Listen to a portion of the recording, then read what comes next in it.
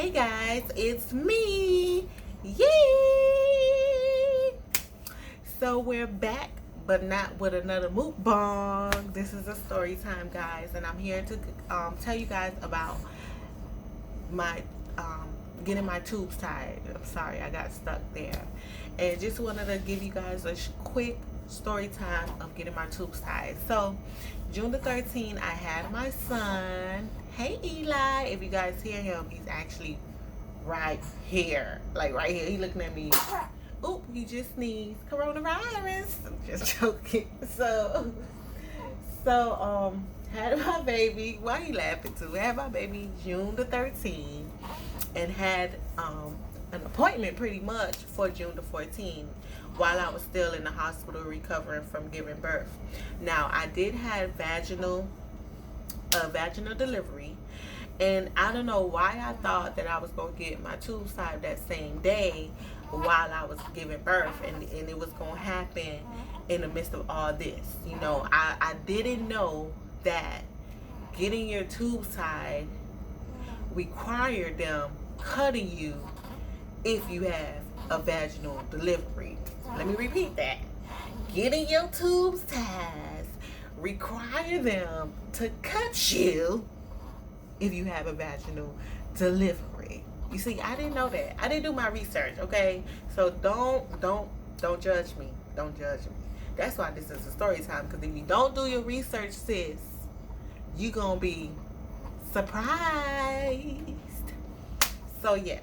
So the next day, they take me down to the, I guess, surgery location, because this looked like a whole surgery location, like big computers, doctors all suited and booted, like, and I'm like, okay, what are we doing? Are we getting our tube ties, or are we about to do a serious surgery? I didn't know it was that intense. So now I'm getting all these questions. Do you have this? Do you have that? I'm like, oh, this is intense. And then I met the doctor that's gonna put you to sleep. I met him, and he had more questions for me. And then I met the student of his, and then I was like, oh, I wasn't ready.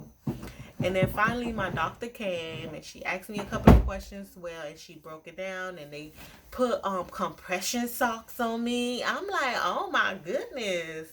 So yes, I had compression socks on me. They attempted to have me take out my nose ring and my ring here, but my rings would not come off. The nurse was so frustrated, because she was like, she can't believe that they didn't prep me upstairs before coming downstairs. And I'm looking like, sis, is it really that serious? And we stood there like for 10 minutes trying to get these rings off. And I'm like, ma'am, I cannot take it off. And she's like, oh, okay, well, we're going to hopefully nothing happens and everything should be fine. I'm like, oh, nothing happened. What we doing? I mean, all y'all doing is tying my tubes. Is it really that serious? Next, we go back to the surgery location, and like I said, it was so cold. It was cold. The room was so cold. The equipment back there was scary. I just did not know it was gonna be that serious, guys. I was like, oh my god, what have I gotten myself into? And then they put the anesthesia in my thingy, I guess. And I just remember the nurse asking me, how I'm doing or something like that. And next I was gone. I don't even know if I answered that lady question or not. I just know I was gone. The next thing I know, I was up back in my room, and I felt it so drugged up. Like, I felt it so sleepy, so tired. And one thing I want to tell you guys is that after I had Eli, when I tell you guys, I was so energetic. I was dancing. I had on my faja, my garment. I was like, who just had a baby? Not me. I was ready. I was ready for these streets again. You know what I'm saying? And after I had my 2 times, I was like, oh my God. I felt it so drained. Like, I actually felt like I just did something. Like, I just was not the same person I was the day before. So, what's up, Eli? I guess I'm talking too loud. So, after the getting my tubes tied, I woke up.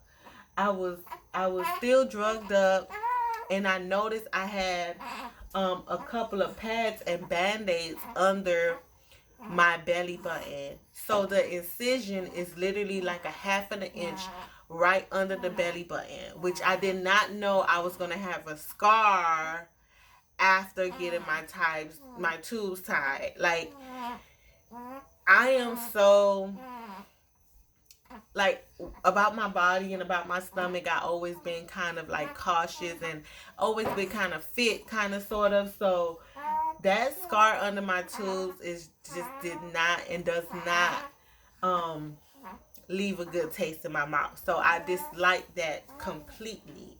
And then not only that, so after I got home, I was drugged up that day. The following day I still was drugged up. They gave me some heavy pain medications.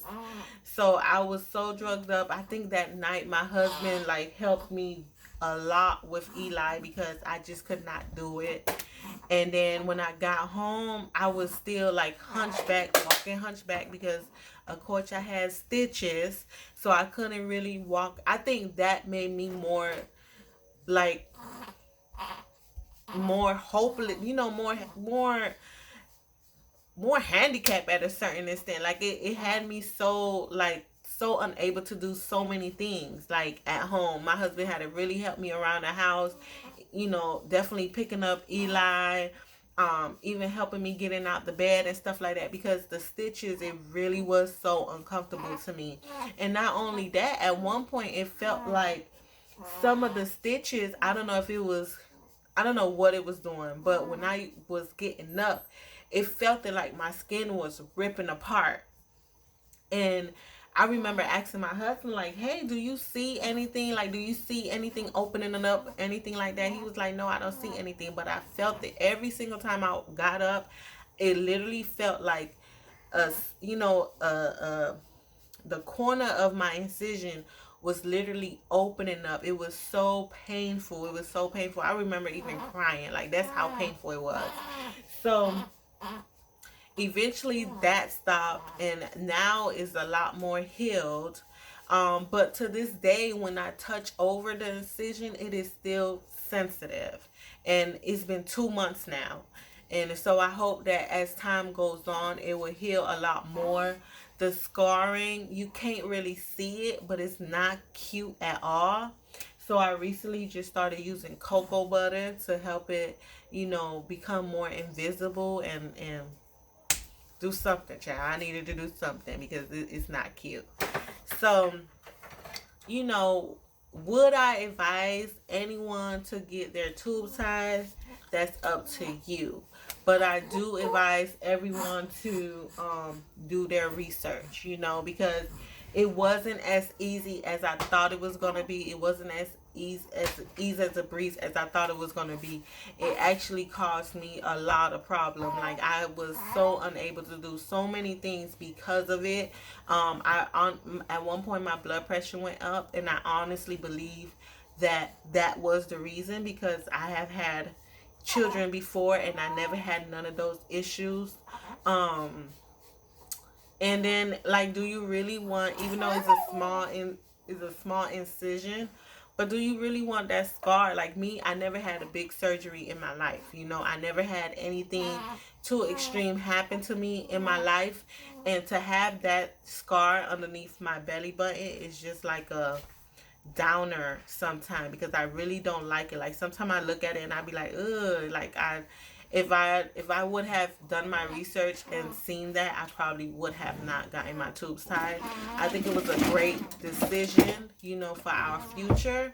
But I definitely would have probably did the pull-out game for longer, I don't. But that is my advice. That is what I think of it. And hopefully this video helped any mommies in the future, or anyone that are thinking about doing this procedure. Like I said, I think it was a great decision for our future. because we have so much things planned and we have enough for children that we don't need anymore. Well, you know, they all a blessing, so it would have been good. It would have been all right. But I wish I would have done a little bit more of research and really like understood it a lot more, than just jumping the gun and doing it. So my opinion, I hope this helps someone. If you have any questions or concerns or anything that you would like to ask, just comment down below. And that's pretty much it. I don't have nothing else to say. So go ahead, like, comment, and subscribe. And see you guys in the next video. Peace is he. Me. Eli, that was my exit, child.